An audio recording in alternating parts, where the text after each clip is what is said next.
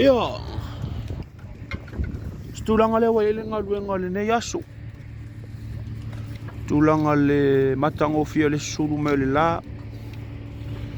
Ia ngalue foi ma le uso. Ia temi nei o lea e whanga solo lava le pulungi. O le pulungina le o la au. Mato mafuta e ma le uso ia pio. Ia ma nisi o uso. O lo manuia matou. O lo le lei me uma le se me o fale tonu. O lo le lei foi le ala usu inga luenga. Le lei lava se me o fale tonu le uso ia vaenga. Vais le uso ia sefo. Le uso ia sefo le na o lo ilalo ia o ia le o lo walina la au o lo wa fia fa mai. Ia ma le uso ia sani ia ma lo lava ngalue. Le uso ia fareni. Ia, o lo ngalue foi o ia i le pluni.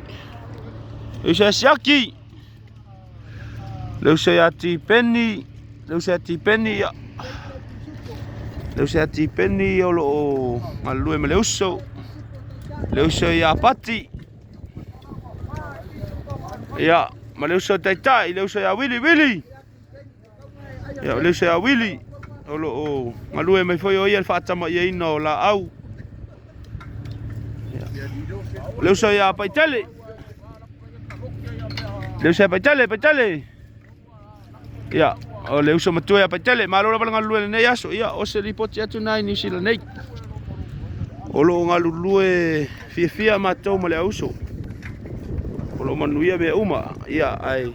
Se ka pe aku mena lo mai palang. Ia, alo fat. Fai sa kana TV.